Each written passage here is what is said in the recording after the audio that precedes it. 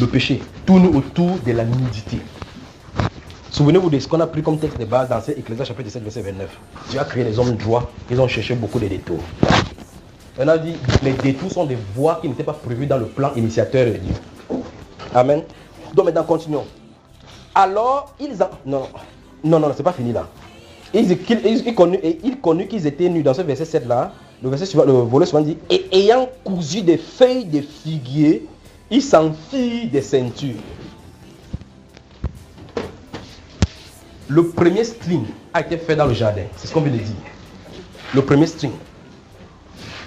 Nous y voilà. Imaginez un peu vous qui portez les strings. Vous connaissez comment vous portez, n'est-ce pas? Essayez de visualiser votre string maintenant qui est à la maison. Regardez la couleur verte. Donc vous venez de faire exactement le caleçon que Adam a fait avec sa femme. Vous savez que les feuilles de figuier sont vertes, n'est-ce pas? Vous êtes là comme ça, parmi vous, certains ont porté les strings rouges même. Donc directement, vous êtes coupable devant Dieu en portant cela. Je crois que vous avez vu cette vidéo, vous avez vu là où on a placé les caleçons, non? Je ne sais pas, vous avez vu la vidéo, on ne sait pas derrière, vous avez vu? Vous avez vu comment les caleçons ont évolué, non? En fait, si vous lisez Genèse chapitre 32, Exode chapitre 32, verset 28, où on parlait des caleçons, on dit que le caleçon devait quitter, arriver ici. Je crois que vous avez vu ça dans le jardin, comment on a commencé. Au fur et à mesure, on faisait quoi? On taillait jusqu'à ce qu'on arrive quelque part. Un tailleur dit que non, ça dérange, dit non. Il faut qu'il y ait le frottement.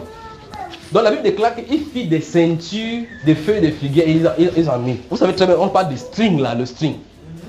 Regarde ta voisine maintenant face à face. Dis ma soeur, l'heure est grave. Jetons les strings. Souvenez-vous, je vous ai dit dès le départ que vous m'aimez, vous avez dit oui, non? La Bible déclare que Dieu a créé les hommes droits, ils ont cherché quoi? Les détours. Dis parmi les détours, il y a les strings.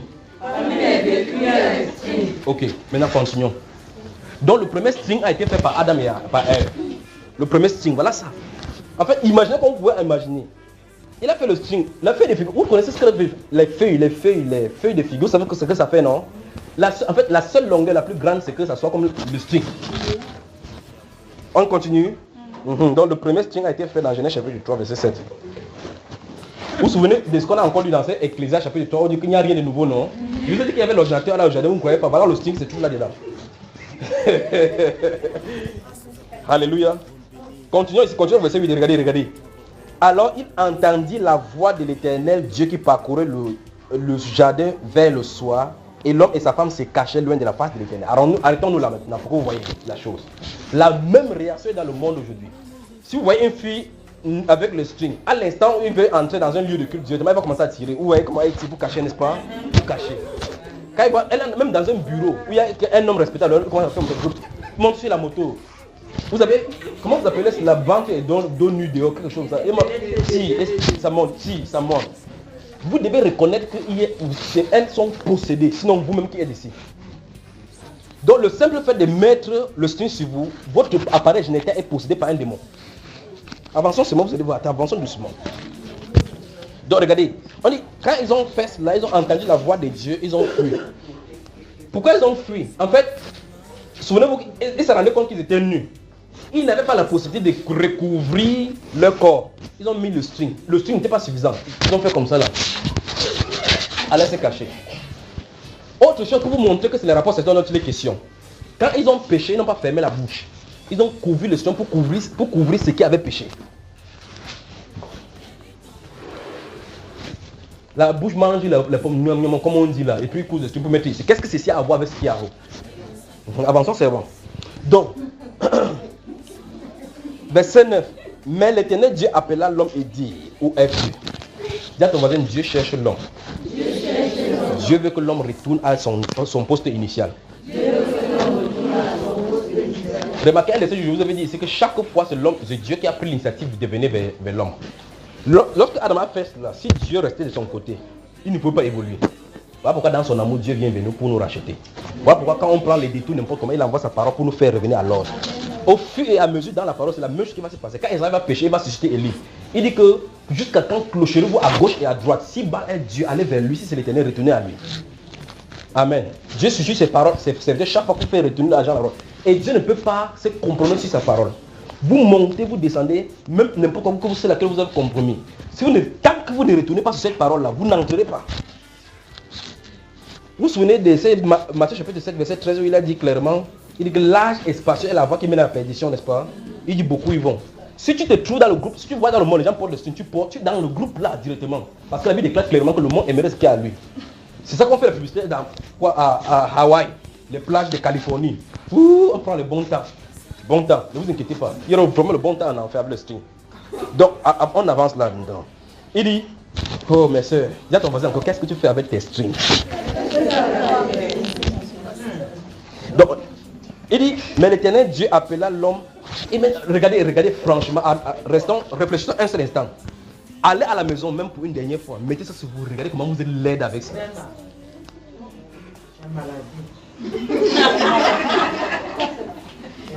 Vous allez rire, c'est un sujet à en pleurer. C'est quand même curieux avec l'audition. Aujourd'hui, quand on dénonce des péchés, j'arrive plutôt. Je dis que je ne comprends pas que quelqu'un puisse avoir quelque chose comme ça avec lui et regarde sa nudité. Mais c'est quand même curieux. Quelqu'un a même une grosse fesse comme ça, comme la mamie, il met le string au milieu. Après, il cherche même le string, il ne voit pas. Dis à ta voisine, qu'est-ce qu'il ne va pas avec nous, les femmes là? Avançons. Mais l'Éternel Dieu appela l'homme, s'il vous plaît, pas de bavardage.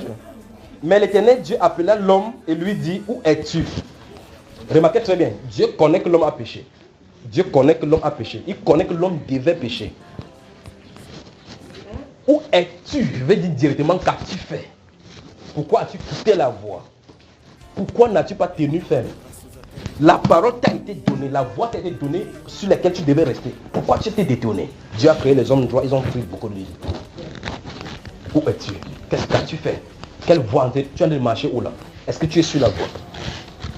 Alléluia. Maintenant écoutez bien. Il répondit, j'ai entendu ta voix. Donc, il a entendu la parole de Dieu prêcher dans le jardin et j'ai eu peur. Toute personne qui vit dans le péché a automatiquement cette sémence en lui, la peur. Parce que directement, le péché là indique directement un châtiment.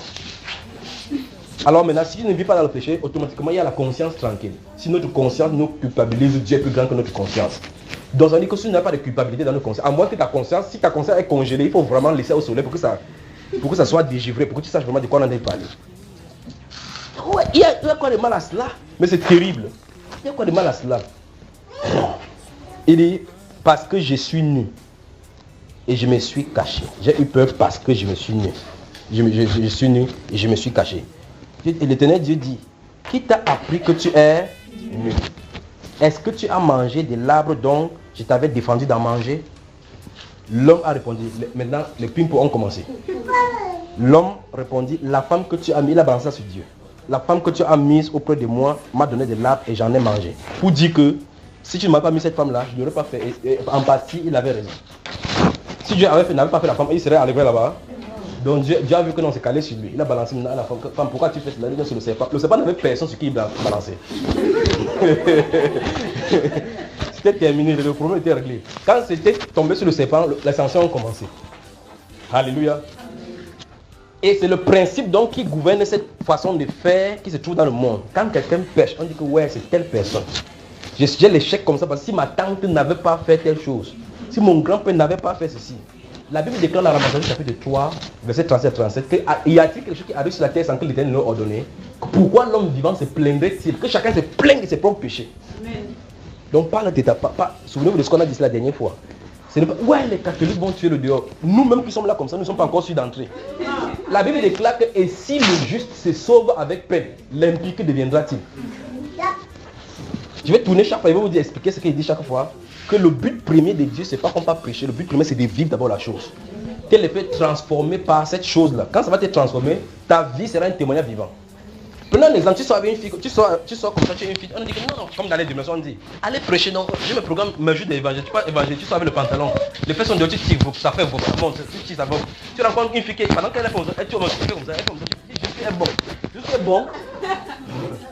Pendant qu'elle baisse le string, elle tire comme ça, tu fais. La prostituée et toi, vous n'êtes pas différents. Alors, les prédicateurs de l'enfer ont trouvé des stratégies. Quand tu pars en milieu des prostituées, ne faut pas t'habiller avec les pains parce qu'on va voir, on va fuir. Donc, il faut flatter les gens. Donc, il faut t'habiller vraiment comme eux au milieu, en citant l'apôtre Paul. Que non, avec les sages, j'ai été comme sage. Avec les grecs, j'ai fait comme grec. J'ai dit à la prostituée que continue.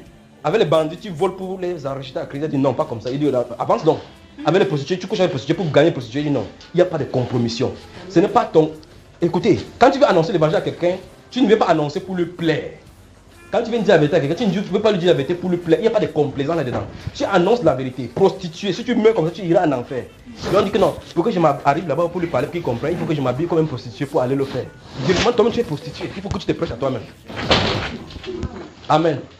Donc je parle de cette prédication pour que vous voyez comment les gens utilisent des détours. Alors on a convenu des petites choses, stratégie de l'évangélisation. Vous pensez que l'apôtre Paul faut aller prêcher aux sorciers, comment faire comme des sorciers pour pouvoir les délivrer? Quelque chose est en train d'arriver à l'humanité. L'humanité est en train de décroître de façon exponentielle. On est en train de chuter, on est en chute libre là vraiment. La décadence morale est grave. Dieu a créé les hommes droits, ils ont pris beaucoup de détours. Avançons rapidement là, dans ce Genèse chapitre 3. Donc pendant qu'on y est là maintenant, il n'y a que deux voies.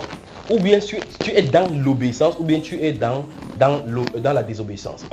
Ou bien tu es dans la perdition, ou bien tu es sur la voie du salut. Ou bien tu es en train de suivre Dieu, là où nous sommes dans cette sortie, ou bien tu es en train de suivre Satan. Il n'y a pas deux mesures. Ou bien tu es dans la grande voie qui va aller en enfer, ou bien tu es dans la petite voie étroite et rétrécie. J'avais dit prêcher en 2009, j'ai dit aux gens que commencez à faire votre liste des choses qui peuvent vous amener, vous allez remarquer.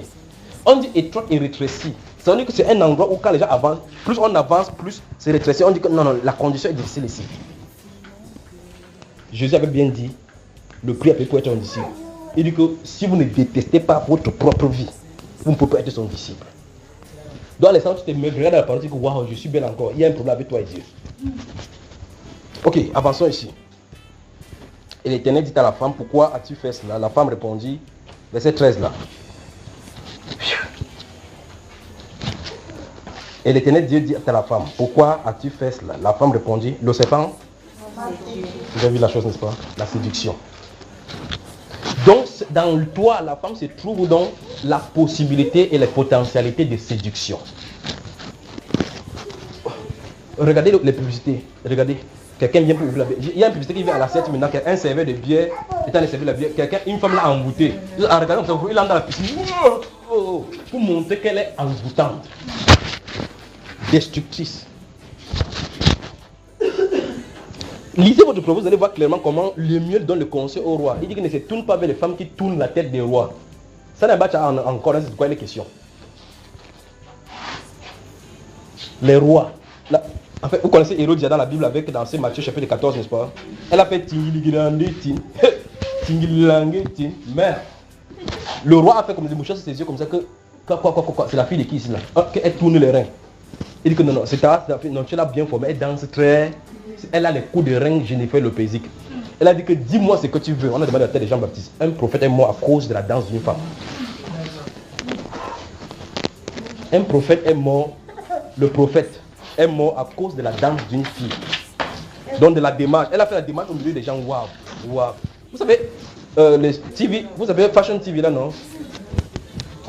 Elle se tortille. Et remarquez très bien. Depuis donc ces péchés, la femme a commencé à se tortiller comme le serpent. La séduction. Ok, continuons ici. L'Éternel, verset 14. L'Éternel Dieu dit au serpent, puisque tu as... Regardez, il n'a pas posé la question pourquoi tu as fait cela. L'ascension a commencé. Puisque tu as fait cela, tu seras maudit entre tout le bétail et entre tous les animaux des champs. Tu marcheras sur ton ventre. Donc il ne marchait d'abord pas sur son ventre. C'est ce qui est écrit dans le noir et blanc. Tu marcheras sur ton ventre. Tu marcheras sur ton ventre directement. Vous voyez votre livre de bébé que vous voyez, la semence commence là. Vous avez les bibles chrétiennes qu'on a dit pour les enfants. On met les images. On dessine un genre. Voilà pourquoi cette doctrine qu'on prêche là, ça dérange. Parce que depuis la naissance, on a lancé aux enfants que c'est les pommes. Vous prenez le livre des bébés, on a dessiné un arbre là-bas avec Adam qui a dit côté avec des feuilles comme ça là. Je sais pas, on thé, camtop et du thé. Ne dessinez pas de tes bêtises, déchirez ça dans vos bibles. Parce que cette image-là est imprégnée dans l'esprit du bébé. Tu vas me prêcher la vérité, c'est une voix à comprendre. Parce que dans son livre, c'est écrit. On dit clairement que tu vas marcher sur ton ventre. Dans les livres, on dessine le serpent qui est enroulé. Alors que c'est après avoir fait péché qu'il a été comme ça. Que Dieu nous vienne vraiment en aide. On continue. je mettrai inimitié entre toi et la femme. Vous voyez ça directement, il a parlé maintenant de Christ et de l'église là maintenant, de Christ et des serpents. Vous voyez cela? Je mettrai inimitié entre toi et la femme, entre ta postérité. Soulevez-vous, dans votre version, c'est la descendance. Entre ta descendance et sa descendance. Je ne comprends pas que les prédicateurs puissent lire ces choses-ci. Ils disent que la descendance de la femme c'est Christ et ils ne peuvent même pas trouver l'autre descendance. Ils ne peuvent pas comprendre que. Donc je ne comprends pas que la Bible, Dieu lui dit ici qu'il y a deux postérités. Deux. Il dit qu'il y a antagonisme entre les deux postérités. Il y aura une division perpétuelle entre les deux postérités. Les prédicateurs disent que non, la postérité c'est Christ. Et Genèse, Galates chapitre 3 dit clairement qu'il parle de la postérité, c'est-à-dire de Christ. Alors personne ne s'est vêtu à chercher l'autre postérité. C'est pas bizarre ça? Voilà, on dit qu'il veut mettre un antagonisme entre ta postérité et sa postérité. La postérité de la femme, c'est Christ, littéralement. Vous ne pouvez pas dire autrement. C'est ça, c'est la postérité. La question, c'est maintenant, c'est l'autre postérité, donc c'est qui? Et c'est où? Amen. Ok. Il dit, verset 15, la suivante dit, celle-ci t'écrasera la tête et tu lui briseras le talon. Et là, littéralement, effectivement, accomplit cela où à la croix de Golgotha. Amen. Amen. On continue. Verset 16. Il dit à la femme, dites aux frères d'entre eux que les frères se trouvent dehors. Il dit à la femme, verset 16, j'augmenterai la souffrance de tes grossesses. Je vais encore corriger quelque chose ici qu'on a mal interprété. Je ne parle pas qu'on a mal interprété dans la Bible. Je vais dire, vous allez suivre. Je vais corriger quelque chose qui est une mauvaise interprétation de la chose qu'on a dit. Regardez ce que Dieu dit. J'augmenterai la souffrance de tes grossesses. Dieu n'a pas dit que c'est le jour où tu vas pousser où il y aura la souffrance. Dieu n'a pas dit que c'est le jour où tu passes sur la table pour pousser. Donc depuis le temps que tu as conçu, jusqu'au temps que tu affranches, les souffrances peuvent être n'importe où. Il faut que vous compreniez. C'est ce qui est écrit là-bas. Il dit j'augmenterai la souffrance de tes grossesses. Donc c'est normal que l'enfant te crie, c'est toi qui nous as fait pécher le monde ici. Alléluia. Et tu enfanteras avec douleur et tes désirs se porteront vers ton mari. Mais le mot hébreu là-bas c'est gouverner. Parce que c'est pas la dictature, la domination. Directement après le péché, Dieu a réglé le flotte maintenant que l'homme est le chef de la femme. Depuis là, le Nouveau Testament, c'est ça qu'on va développer. Et voilà pourquoi la fois va dire qu'elle dénonce dans le Seigneur, comme le dit aussi la loi. Donc si on en a la loi, on va trouver. Amen. Amen. Mouvement féministe alors, où est-ce que ça se trouve? Égalitaire, égalitériste. Non, l'homme et la femme sont égaux. C'est ça, n'est-ce pas? L'humanité va rendre compte à Dieu. Dieu a créé les hommes droits, ils vont chercher beaucoup de détours. On continue. Souvenez-vous de ce deuxième passage de Ecclésiaste 3. Ce que Dieu a créé, courbé, ne doit pas être touché. Ce que Dieu a créé. Je vais vous poser la question tout simplement, ne vous inquiétez pas. Vous avez dit que vous me mettez dès le départ, n'est-ce pas? Je vais vous poser une question, vous allez me répondre ici, ce soir-ci. On avance. On avance. Verset 17. Il dit à l'homme, puisque tu as écouté sa voix, la voix de ta femme, et que tu as mangé de l'arbre au sujet duquel je t'avais donné cette ordre, tu n'en mangeras point. Le sol sera maudit à cause de toi. Pourquoi Dieu n'a pas maudit les arbres, il a maudit le sol, bien aimé? Pourquoi? Qu'est-ce que le sol a à voir là-dedans? Ils ont couché au sol. Donc, il dit, le sol est maudit à cause de toi. C'est à force de peine que tu en tireras ta nourriture tous les jours de ta vie. Voilà pourquoi dans le Nouveau Testament, il dit que le lit conjugal soit exempt de souillure. C'est sur ça qu'on couche pour faire quelque chose de parfait. Donc, faisons attention. D'accord? Ok. Vous ne vous avez jamais posé la question pourquoi il fallait que le sang de Jésus-Christ, un sang coule pour que le péché soit pardonné. Vous ne vous avez jamais posé la question. Posez cette question à un prédicateur. Quand vous prêchez l'évangile là, dites-nous pourquoi il fallait que quelqu'un verse le sang pour que le péché. Pourquoi on ne dit pas seulement Seigneur pardonne le péché et que c'est pardonné? Pourquoi sans effusion de sang il n'y a pas pardon? Pourquoi? Il faut que les prédicateurs, les anciens gébestistes et ceux qui portent les blouses pour enseigner aux autres à l'école biblique puissent comprendre cela. Il y a un pourquoi dans la Bible, il faut que le sang soit versé. Parce que le sang a été versé lorsque l'hymen de Ève a été versé sur la terre. C'est le principe. C'est normal. Si je ne comprends pas l'autre, c'est parce qu'on a déjà dit beaucoup de choses qui touchaient à cela. Quand le serpent a couché avec Ève, il l'a déviégé. Si vous ne comprenez pas, vous ne comprendrez jamais. Pourquoi Dieu n'a pas choisi que non, je vous pardonne? demande seulement pardon, oui, pardonne. Voici pourquoi les musulmans ne peuvent pas comprendre ces choses-ci. Que non, Dieu, effectivement, ils ont raison en partie parce que les chrétiens n'ont pas compris eux-mêmes ça. Que non, Dieu n'a pas besoin qu'on verse. C'est pour ça qu'ils refusent que Jésus-Christ, le salut est en Jésus-Christ. Parce qu'ils disent que Dieu n'a pas besoin de sacrifier quelqu'un pour que les gens soient pardonnés. Et la Bible nous dit clairement que sans effusion de sang, il n'y a point de pardon. À moins donc que tu acceptes que Christ est mort pour tes péchés, tu ne vas pardonner. Même si tu dis que pardonne-moi Seigneur.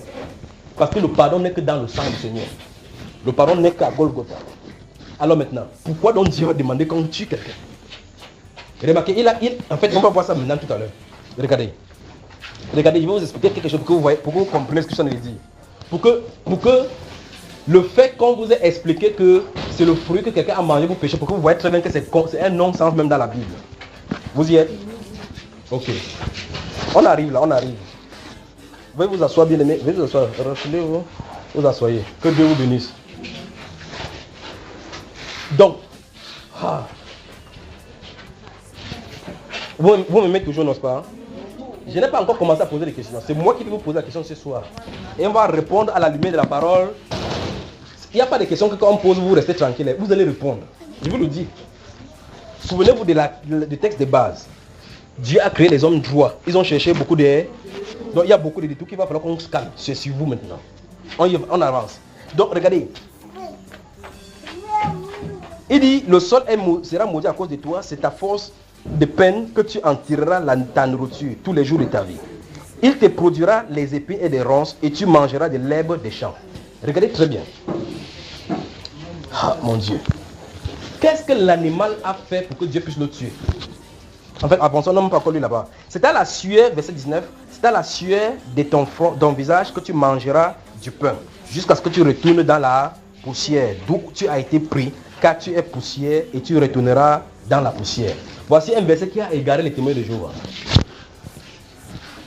Voici un verset qui a égaré les témoins de Jéhovah. Parce qu'il dit que l'homme est poussière, il est dans la poussière. Or, Dieu a d'abord créé, ils oublient que dans Genèse 1, 27, Dieu a créé d'abord l'homme à son image. Dieu est-il poussière? Non. Alors, voici la chose, mes chers amis. Voici donc pourquoi il fallait... Oh mon Dieu, il y a tellement de bougements là-bas. Voici pourquoi il fallait que Dieu lui-même vienne dans une chair humaine. Écoutez bien. Voici pourquoi il fallait que c'est Dieu, littéralement, qui vienne dans une chair humaine. Parce que d'abord, c'est lui qui a pris l'initiative de mettre l'homme dans la chair. Quand il a créé l'homme esprit, l'homme était esprit, il n'avait pas de péché, il ne pouvait pas pécher. L'homme est tombé dans le péché lorsqu'il a été mis dans la chair. Les témoins de Jéhovah ne connaissent pas, ils ne veulent pas admettre que l'homme qu'on voit là, l'être humain, est constitué de la chair et de l'esprit. Et puis il y a une âme à l'intérieur qui a les émotions, qui peut sentir des choses, des douleurs et autres. Vous comprenez? Parce qu'on a dit que tu es poussière, je te donne la poussière. Dieu a donné la sanction à l'homme pécheresse, pas à l'homme qui est selon son esprit. Voilà pourquoi donc le Seigneur Dieu des armées est entré dans une chair humaine appelée Jésus pour rétablir ce que l'homme Adam, le premier Adam avait fait dans la chair, afin de retourner l'homme sur le plan spirituel. Alors, si quelqu'un croit en Christ, il naît de nouveau, pas selon la chair, mais selon l'esprit. Une nouvelle naissance. Alléluia. Ok, avançons. Oui. Lorsque Dieu a créé Adam et Ève, ils étaient esprits à ce moment-là. Non, Dieu n'a pas créé Adam et Ève esprit. Dieu a créé l'homme et la femme simultanément, les deux esprits étaient collés. Je ne comprends pas. Dieu a d'abord créé Adam. Oui. Adam était... Non, il a créé Adam et Ève. Il n'a pas créé deux esprits simultanés. Il a créé le même esprit, les deux, l'esprit de la femme et l'esprit de l'homme, le même, identique. C'est juste après qu'il a endormi Adam et fait sortir Ève. Il a donc fait la chirurgie pour enlever l'esprit de Ève sur l'esprit d'Adam. À quel moment ils ont été charnels? À l'instant où Adam a été endormi, quand il a endormi Adam. Suis bien. Dans Genèse chapitre 1, Dieu fit l'homme à son image. Après on dit maintenant l'Éternel Dieu forma de la poussière maintenant l'homme. Le premier que Dieu a fait à son image, c'est l'esprit. Quand il a formé l'homme, c'est quand il a fait la terre pour faire que l'homme esprit entre dans le cœur. Il souffla dans ses narines et l'homme devint un homme vivant. Voilà l'homme spirituel qui s'est joint à la chair pour devenir maintenant ce que nous sommes maintenant. D'accord ma soeur? Merci. Voilà pourquoi l'homme a un taux minime vous appelez l'ostrostérone. Qu'est-ce que vous appelez? La femme a un peu de progestérone. Voilà pourquoi. Parce que vous montez, vous descendez, on est liés. L'homme n'est pas sans la femme et la femme n'est pas sans l'homme.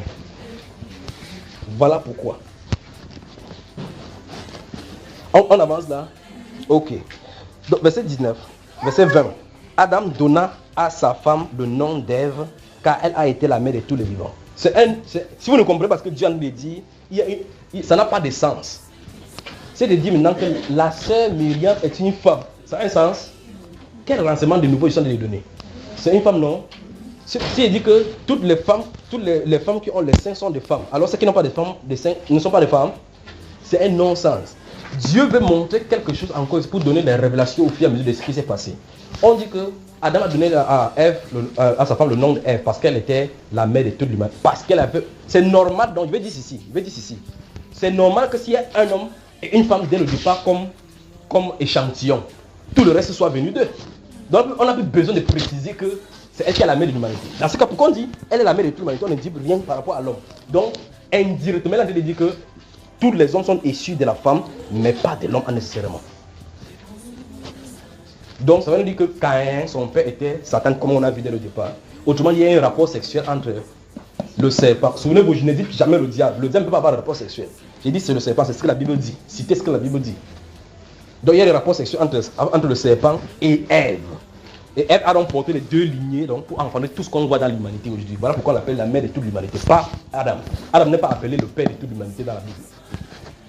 Pourtant, normalement, c'est lui qui devait être le père de toute l'humanité, puisque toutes les semences viennent de lui, doivent automatiquement venir de lui pour engendrer.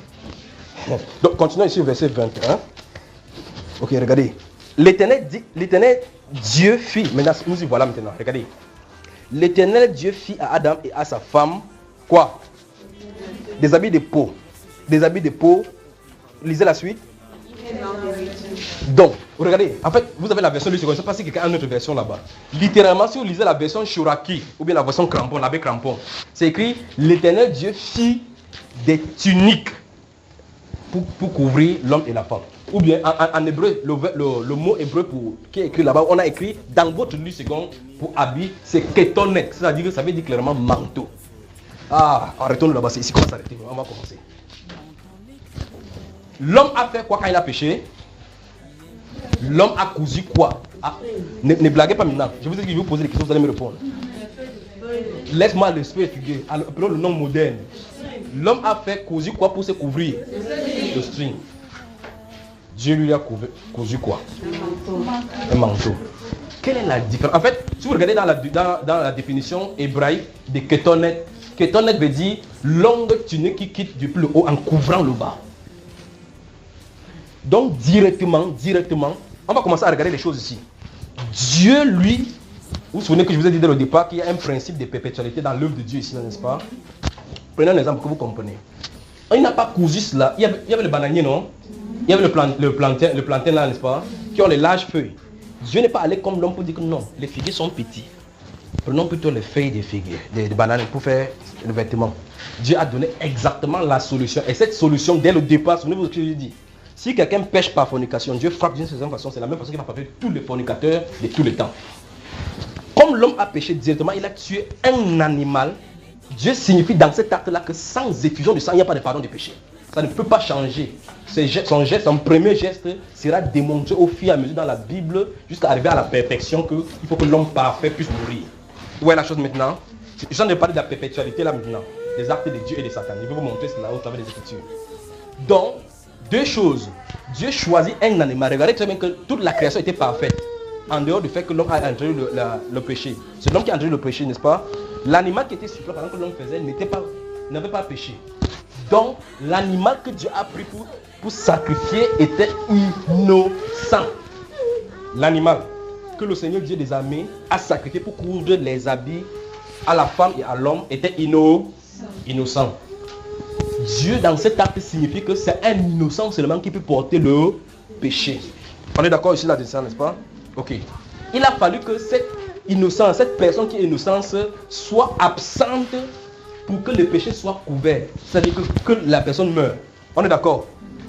Dieu veut dire clairement dans cet acte que le salaire du péché, c'est la mort.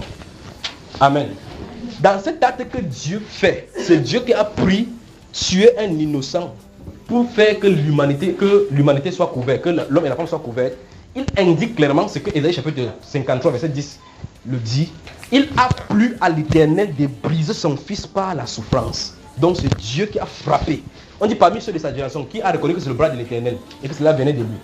Donc Dieu a aimé son fils, il a brisé comme il avait brisé cet innocent là-bas dans le jardin pour que l'humanité soit rachetée. Dieu a tant aimé le monde, il a donné son fils unique, afin que quiconque croit à lui ne périsse point. Je dois nous montrer clairement que ce que Dieu a fait dès le départ, c'est ça qui va faire être par la suite. Dans les Lévitique, vous allez voir comment telle personne pêche, va amener un brebis, pour montrer clairement que Dieu est en train de mettre, au fur et à mesure, il est en train de mettre les révélations sur la chose qu'il a dit dès le départ. C'est le principe de perpétualité des œuvres de Dieu. Amen. Alors maintenant, remarquez très bien, pour montrer clairement que les prophètes de Dieu comprenaient cela. La prochaine fois, nous sommes au chapitre 3, là, verset 21. Il a sacrifié les animaux, un animal, pour pouvoir faire les habits. Au chapitre 4, quand il y aura les offrandes, c'est exactement ce que Abel le prophète va faire. Il va sacrifier un animal le premier-né. Jésus était le premier-né qu'il fallait sacrifier.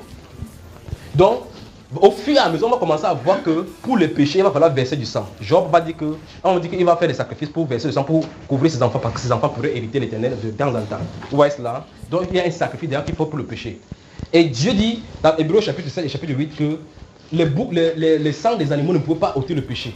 Mais jusqu'à apparaître à la fin des temps, pour ôter une fois pour toutes le péché de l'humanité. En fait, dans Jean chapitre 2, Jean-Baptiste a dit que voici l'agneau de Dieu qui ôte le péché du monde.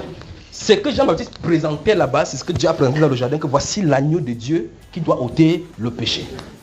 Dieu veut dire ceci: tant que quelqu'un n'est pas mort, tu es nu. Tant que tes péchés ne sont pas plongés dans la mort, tu es littéralement nu au-devant de lui. Parce que quand l'animal est mort, l'homme pouvait être couvert. On est d'accord là-dessus? Ok. Donc, j'espère que vous avez vu, j'ai parlé de l'innocence que Dieu a montré dans cette image. On a vu ça, n'est-ce pas? On a vu le sang que Dieu a montré dans cette image, n'est-ce pas? On a vu du fait que c'est Dieu lui-même qui le fait dans cette image, n'est-ce pas? On a vu du fait que prophétiquement, ça montre qu'un innocent va venir mourir à la place afin que l'humanité soit rachetée. On a vu ça, n'est-ce pas? Voici donc la chose maintenant qui nous concerne là maintenant. Dieu a fait l'habit pour couvrir toutes les personnes. On est d'accord là-dessus, n'est-ce pas? Donc, depuis que le péché a eu lieu, Dieu sait maintenant que ses yeux sont ouverts pour regarder la séduction qui est sur la femme. Alors, il faut qu'on se couvre. Et il a donné le modèle dans les vêtements. Donc, c'est pour ça qu'il veut arriver là. C'est là où on va arriver. Dis encore à ton voisin, Dieu a créé les hommes droits. Ils ont cherché beaucoup de détours. Alors, la question que je pose là maintenant entre vous et moi, Dieu a-t-il donné le modèle de l'habit? Ah. Oui. Du haut jusqu'en bas. Dieu a-t-il donné? Comme il a donné là, il ne peut plus changer. Comme il a immolé l'animal, c'est ça qu'il a présenté au fur et à mesure dans les Écritures jusqu'à ce qu'à la fin il a présenté. Vous y êtes, n'est-ce pas? Je vais vous poser encore des questions. Je vais vous poser des questions maintenant. Vous êtes d'accord? Comment Adam savait que Ève qui était devant lui était une femme? Il a vu? Ok. Y a-t-il un signe distinctif que la femme doit avoir sur elle pour qu'on sache qu'elle est femme? C'est vous qui mettez votre mamelle? C'est vous qui mettez? Je repose la question. Y a-t-il un signe distinctif que la femme doit mettre sur elle par elle-même pour qu'on puisse savoir qu'elle est femme? D'où viennent les boucles d'oreilles? Dis à ton voisin encore, Dieu a créé les hommes droits, mais ils ont cherché beaucoup de détours. On arrive doucement, d'accord? On va entrer dans la Bible, ne vous inquiétez pas. Je vous ai dit dès le départ, vous avez dit oui, non? Avançons. Répondez-moi donc à la question. D'où vient-il que l'humanité a commencé à se percer les oreilles alors que Dieu n'a percé nulle part les oreilles d'Ève? Je pose une question encore autrement. Quand Dieu parlait à Adam et à Ève, ils entendaient avec les oreilles, n'est-ce pas? Il y a ta voisine, donc il y avait un trou que Dieu avait percé pour leur donner la capacité de l'entendre.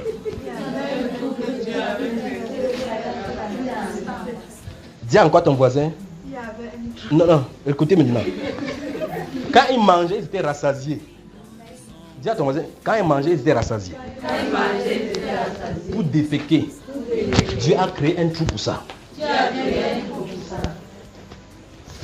Si Adam voulait connaître Ève, Dieu a prévu un trou pour ça. Maintenant, regarde quelqu'un en pointant dans les oreilles. Dis maintenant que tout ce que Dieu a créé n'a pas besoin d'être tordu. Ce qui est tordu ne peut pas être redressé. Vous commencez à comprendre là où je suis en train de venir, non? C'est la Bible, mes chers amis. C'est la Bible. Donc, ça veut dire que la personne qui vous a percé les oreilles va rendre des comptes à Dieu. Souvenez-vous de ce qu'il dit. Tout ce que Dieu a mis dans l'univers est parfait et n'a pas besoin d'être modifié. Regardez la tradition qu'on a trouvée. Vous montez, vous descendez avec nous, on a trouvé la tradition. Et on est en train de perpétuer. Mais vous n'avez pas d'excuse ici. Vous avez par exemple percé vos oreilles. Là, c'est compréhensible que peut-être vous étiez dans l'ignorance.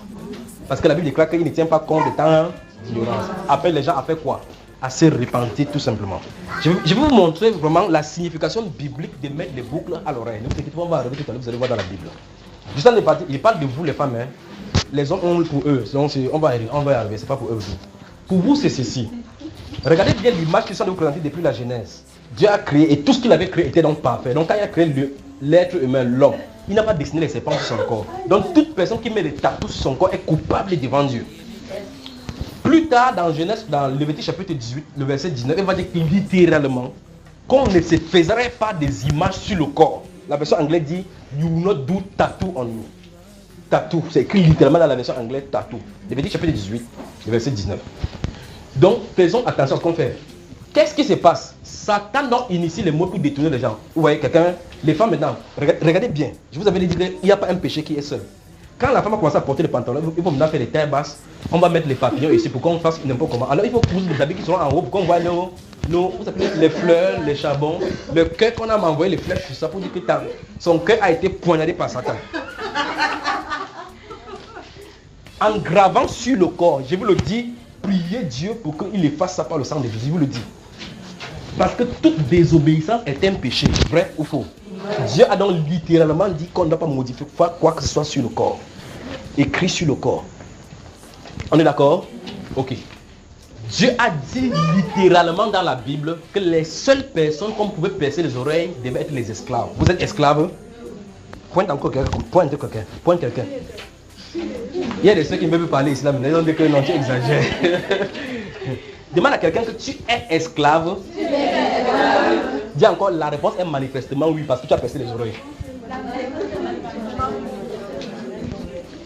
Si vous lisez votre Bible, dans le livre d'Exode chapitre 25, et Lévitique chapitre 25, où on parlait de l'année des jubilés, où on devait proclamer la liberté, la Bible déclare clairement que si on proclame la liberté au 7e sabbat, si on proclame la liberté dans les années sabbatiques, souvenez-vous qu'il y avait 49 ans, après 49 ans, l'année des cinquantaines, c'était cinquantaine, Pentecôte veut dire cinquantaine, c'est-à-dire qu'on a 25 ans. Alors maintenant, à la 5 ans, on proclamait la liberté. Voilà pourquoi, à la Pentecôte, le Saint-Esprit est venu pour donner la liberté à tous ceux qui étaient sous le péché.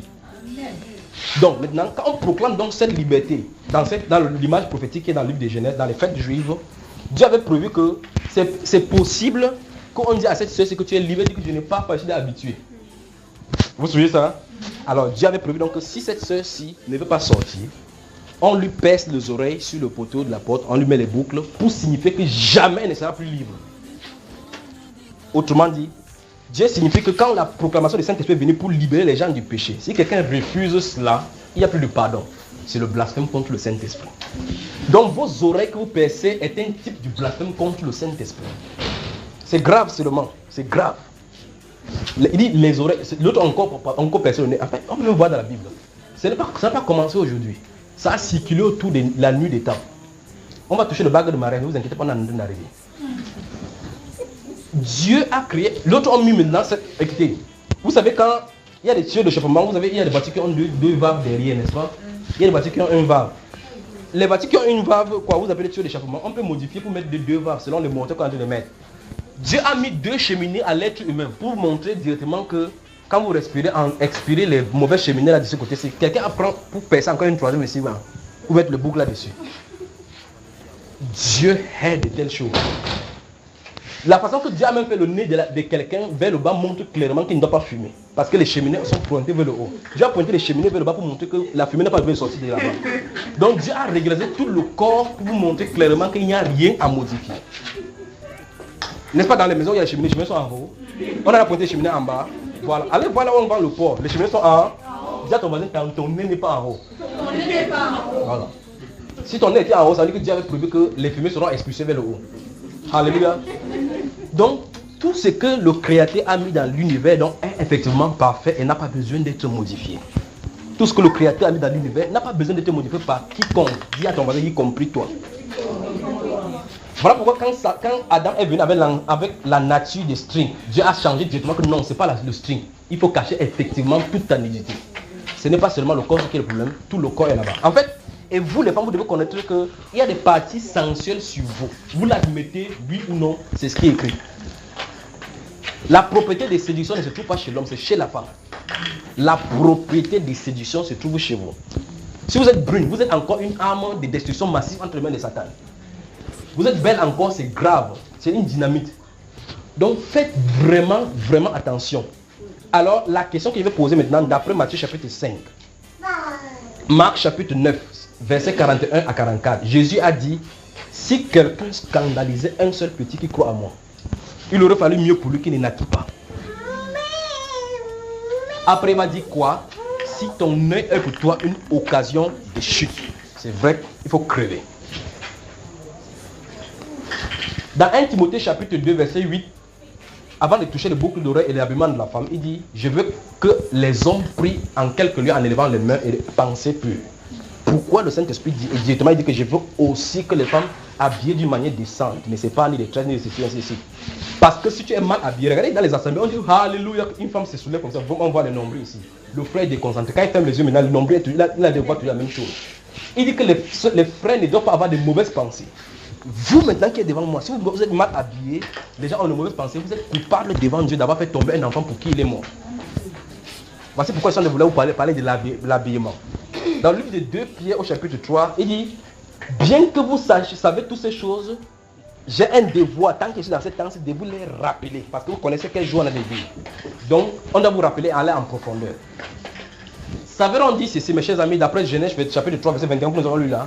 Ça veut donc dire que le standard de l'habillement doit être donné par Dieu, pas par un homme, pas par une congrégation, pas par une institution, pas par une culture, mais par Dieu. On est d'accord aussi là, n'est-ce pas? C'est Dieu qui a indiqué comment l'humanité devait être pardonnée. On est d'accord? C'est le standard de sa parole qui a montré qu'il fallait que l'homme paye que le sacrifice soit versé par le sang pour que l'homme soit pardonné. On est d'accord là, n'est-ce pas? Donc c'est Dieu, dis à ta voisine, c'est Dieu qui montre le standard. C'est grave ici là maintenant. Donc c'est Dieu qui montre, mes soeurs, écoutez-moi, c'est Dieu, l'Éternel des armées, qui doit montrer le standard de l'habillement. C'est Dieu qui va montrer le standard, comment l'homme doit être sauvé. Ce n'est pas un pasteur qui va indiquer comment il faut être sauvé. S'il y a une louange, c'est Dieu qui va montrer le standard de la louange. S'il y a quelque chose qu'on doit faire n'importe quoi pour Dieu, Dieu a régularisé dans sa parole. Et d'après la loi de la perpétuité, c'est-à-dire que reproduire une même chose qu'on a montré en image dès le départ, Dieu nous a montré ici là que le fait qu'il ait versé le sang ne peut pas changer jusqu'à ce que l'accomplissement ait lieu. Et l'accomplissement a eu lieu en Jésus-Christ. Le deuxième acte, c'est que Dieu a cousu des robes, des tuniques, kétonet en hébreu. Kétonet en hébreu, c'est-à-dire que des longues chemises qui allant du haut jusqu'en bas. Ça veut dire que Dieu a montré qu'il faut que... Ah mais, je vous pose une question. Combien de personnes y a-t-il dans le jardin? Combien de personnes y a-t-il dans le jardin? Comment se fait-il qu'entre l'homme et la femme, Dieu, même dans le foyer, Dieu dit qu'il faut qu'ils s'habillent bien? Ils étaient deux. Maintenant, voilà l'humanité. Regardez seulement votre Hollywood à la télévision. Regardez. Les femmes balancent les seins et les fesses à qui veut aller en enfer. Dieu est dans le jardin en esprit. L'homme et la femme sont là. L'homme et la femme. Dieu les couvre et la femme et l'homme. Pour dire que cachez-vous. Satan dit que exposez. Regardez très bien comment vous causez votre habit. On coupe ici là pour que ça sort ici là comme le couscous. Quand il fait comme ça, vous voyez comment ça fait brr brr brr brr là. Vous voyez cela, n'est-ce pas? Le frère fait comme ça, il fait le mouchoir comme ça. Il ne peut pas faire autrement. Les zones de séduction, c'est exactement ce que Satan expose. On court les habits, on coupe un peu. Ouais, comment quelqu'un a un tissu? Il court, après il fait le bois, il jette. Tu te poses la question, pourquoi il a coupé ce tissu pour jeter? Après il fait un tatouage là-bas au niveau de nombril, que touche-moi bébé, touche-moi bébé. L'autre pas coudre sa robe, ça couvre bien. Elle prend elle-même encore le ciseau, elle dit, ou bien on dit là-bas, je te fends ça d'ici jusqu'ici. Demande à ta copine, qu'est-ce qui ne va vraiment pas chez nous? Comme ça, quand elle marche comme ça, le pas, on voit les cuisses. Oh, Dieu veut qu'on couvre. Dieu veut qu'on couvre. Donc, le principe immuable de Dieu, d'après sa loi, comme on a vu la Genèse, ça veut dire qu'il attend que l'humanité se couvre véritablement. C'est présenté là-bas dans ce Genèse, chapitre 3, verset 21. Le modèle de la vie, c'est lui qui l'a donné. Tel que c'est donné là, ça ne doit pas changer. Bien qu'en 539, en Perse, on a vu une femme, une renégate porter le pantalon. Ça a infesté Un de ces jours, je vais parler de l'origine des pantalons, comment ça a circulé, au courant de la nature. Si vous avez des... Vous pouvez lire, vous venez, je vais faire un enseignement écrit sur ça. Il y a un enseignement qui sont préparés audio pour cela. Mais je veux seulement vous montrer que si vous ne comprenez pas ce que Dieu a rejeté dès le départ, il va rejeter jusqu'à ce que l'humanité arrive à sa fin. Il y a quelque chose qui ne va pas chez vous. Parce que Dieu ne peut pas rejeter quelque chose dès le départ, il change. A-t-il rejeté le string que Adam a cousu? Dis à ta voisine maintenant, jette tes strings. Il y a des gens qui ne veulent pas parler. Mais il n'y a pas de problème, je m'adresse pas à tout le monde. Souvenez-vous, je vous ai dit dès le départ qu'il y a 2 semences. Chaque semence va choisir son camp. Il a dit, mes brebis entendent ma voix. C'est la voix de l'Éternel. Je ne suis pas de sortir la Bible d'un côté ni d'un autre. Adam a cousu les strings. Il a fait comme ça, boum, boum, boum, boum, boum, ça n'a pas donné. Elle a fait comme ça, boum, boum, boum, boum, ça n'a pas donné. Dieu est venu, il a cousu les tuniques. On a vu ça, n'est-ce pas? Ok, donc Dieu a mis le modèle de l'habit de l'homme et de la femme. Maintenant, pour vous montrer ce qu'il en est. Quand il a sacrifié cet agneau sans tache ni ride, plus tard on a vu dans la loi clairement comment il fallait sacrifier. Alors Dieu va amener et le sacrifice dans la loi, amener l'habillement aussi dans Deutéronome 22, verset 5.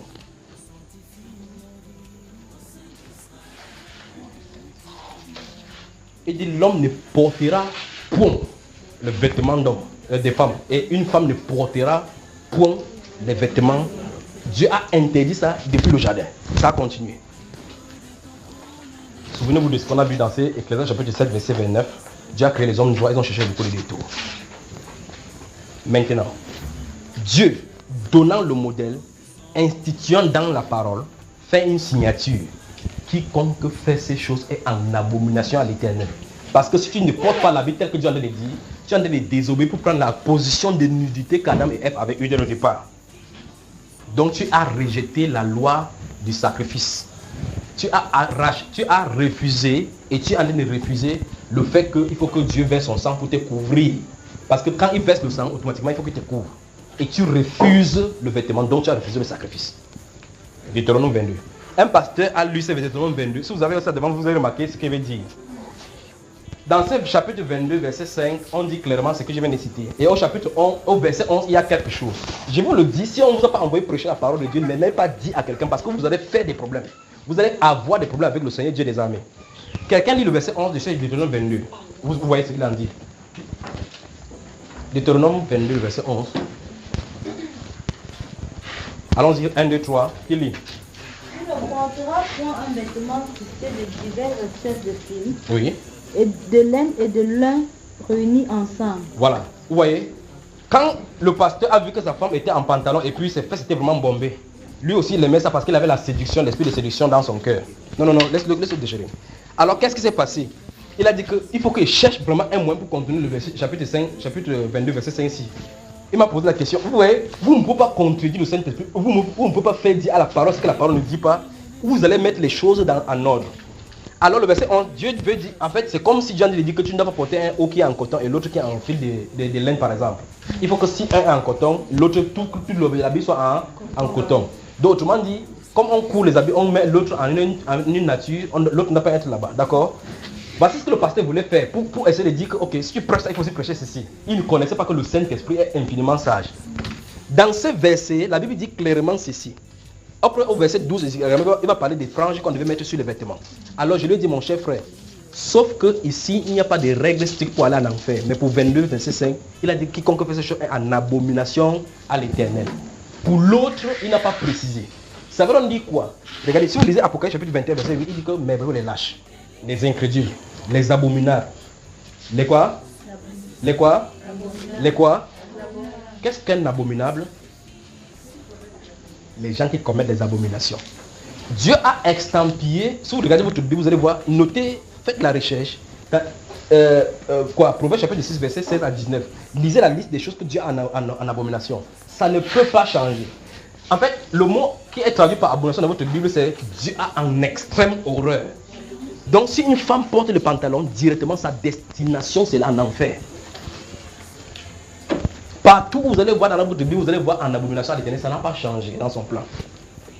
Et ça ne peut pas changer.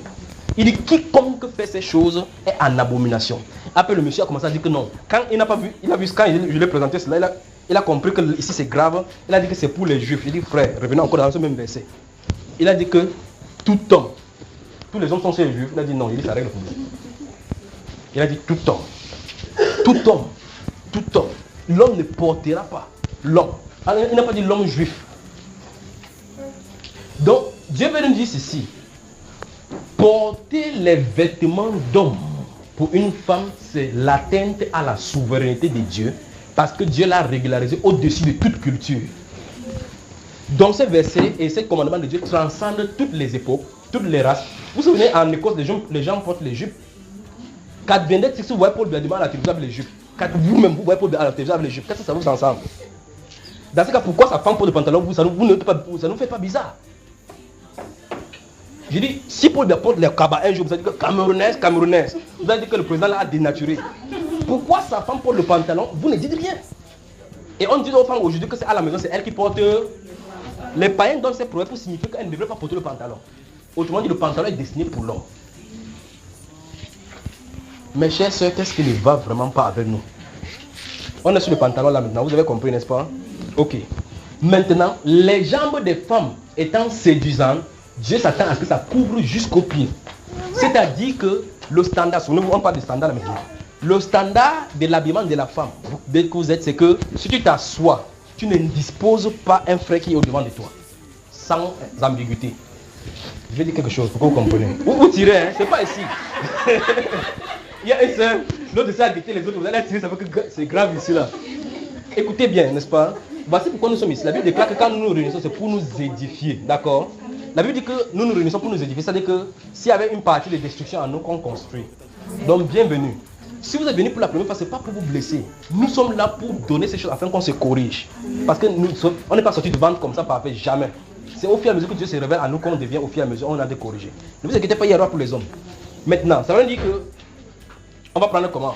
Lève un peu sur la chaise, c'est ma soeur. Excuse-moi voir. Donc, supposons que il y a un frère qui m'avait dit un jour qu'il y a une soeur qui est venue là-bas, ses seins étaient dehors, ça ne dérange pas. Je lui ai dit que c'est le mensonge. La seule façon que ces seins tu regardes, ça ne te dérange pas, c'est que tu sois castré. Donc, même si, écoutez bien, même si tu as le Saint-Esprit n'importe comment, le Saint-Esprit n'empêche pas que ta chair fasse quelque chose. Jamais. Parce que la chair ne peut pas se soumettre à la loi de Dieu. C'est écrit dans votre Bible. Elle ne peut pas obéir. Donc si je dis que non, voilà pourquoi Dieu dit que fuyez l'immoralité sexuelle, fuyez. La seule façon, la seule âme qu'on t'a c'est de fuir. Non, on t'amène à, vous appelez délice. On te donne la glace, tu fais et la glace qu'on a donnée à la forme de cœur, tu ne comprends pas qu'il a été dragué pour t'amener quelque part. En fait, vous savez quand on vous drague. On apporte les biscuits avec, ma soeur est venue de la France, c'est le chocolat blanc, le Mont Blanc. Tu prends que, il te demande quoi? Il dit non, le gars là est gentil. Dis à ton voisin, le serpent aussi est gentil. Parce qu'il attrape les souris qui dérangent à la maison. Donc, si la chaise est donc comme ça, une soeur s'assoit, une soeur vient s'asseoir et qu'il y a un flot devant de lui, si elle s'assoit sans mettre un sac, un truc pour remarquer très bien comment vous faites. Quand vous vous asseyez dans un milieu, vous savez que vous êtes habillé, un temps vous mettez votre petite écharpe par là. Pas vrai? Le geste là vient de vous montrer que vous n'êtes pas conforme à Dieu. Ce que vous venez de faire comme ça montre directement que vous n'êtes pas conforme à Dieu. Parce que normalement vous allez vous dire indirectement que j'aurais dû faire descendre ça plus bas. C'est ce que vous entendez dire. Deuxième chose, d'autres qui n'ont pas sa porte de ça, ils mettent comme ça là. Vous voyez comment les gens marchent en route, quand quelque chose tombe, ils disent viens me reposer, il ne peut pas faire. Il a serré son truc comme si c'était le saucisson. Il ne peut pas se baisser. C'est vraiment que ça doit être tellement ample au-dessus. Toi, tu es en train que tu peux te baisser sans maudire quelqu'un. C'est exactement ce que les musiciens mondains font à la télévision. Quand ils dansent un peu comment, ouais, un musicien fait comme ça là. Il dit que, regardez à la fesse. C'est la montre à la télévision que je vous maudis. C'est parce que vous voyez la télévision. Il faut vraiment une nette repentance à l'église du Seigneur Jésus. Attends ma soeur. Donc il faut une repentance à l'église du Seigneur. Autrement dit, mes chers soeurs, vous qui êtes ici, je vous aime dans le nom du Seigneur Jésus-Christ. Ça veut dire que sous aucune forme, votre poitrine ne doit être exposée. Sous aucune forme. Si tu portes un habit où, en petit geste, on peut voir tes seins, tu es coupable devant Dieu. Parce que le seul sein, parce que, écoutez bien, l'endroit le plus beau du monde, ce n'est pas la tour Eiffel, c'est les seins de la femme. Si vous exposez ça gratuitement, vous irez en enfer gratuitement. Parce qu'il n'y a pas quoi que ce soit qui donne les mauvaises pensées plus que les seins d'une femme. Voilà pourquoi que la Bible déclare clairement dans votre Bible, dans Proverbe chapitre 5, que sans cesse des saints t'enivre de son amour et de ses charmes. Parce qu'il y a le charme au niveau des saints. Alléluia. Ok. Donc, Dis à ta voisine doucement. La réforme. Vestimentaire. Dieu nous appelle à la sainteté. Je vais citer une partie de l'écriture pour que vous compreniez ce qu'il en est dit. Dans Tite chapitre 2, le verset 3 dit clairement que les femmes âgées doivent aussi avoir l'extérieur qui convient à la sainteté. Donc il y a une sainteté à l'extérieur de la femme qui doit professer. D'accord? Il y a une sainteté à l'extérieur. Autrement dit, une femme, quand elle s'habille, elle va dégager d'abord la sainteté. On va la voir à l'extérieur, sachant que c'est une sainte femme d'abord. On dit ainsi séparer les saintes femmes autrefois, comme Sarah, qui appelait son mari quoi? Seigneur. Aujourd'hui, maintenant, le mari, c'est quoi? Bébé. C'est le bébé. Donc, le mari a quitté le standard des seigneurs. Quand on a dit seigneur, le seigneur des guerres, le seigneur, c'est quelqu'un qui dominait, qui montrait sa virilité. Aujourd'hui, c'est le bébé parce qu'il joue le PlayStation avec l'enfant. Le bébé. Donc, faisons attention, la décadence morale. Dieu dit dans sa parole que quoi? Il a créé les hommes droits, les gens ont pris beaucoup de détours. On a pris des chemins qu'il ne fallait pas prendre. L'un des chemins, donc, c'est exactement au niveau du vestimentaire. Si vous voulez, Yves Saint Laurent lui-même, qui est un créateur de mode, dit directement, la femme venait d'intégrer le pantalon. La femme venait d'intégrer le pantalon. Yves Saint Laurent, vous le connaissez. Donc maintenant, je vous pose la question. Allez-vous, oui ou non, remonter votre joue ou bien descendre? En fait, ça entre votre main.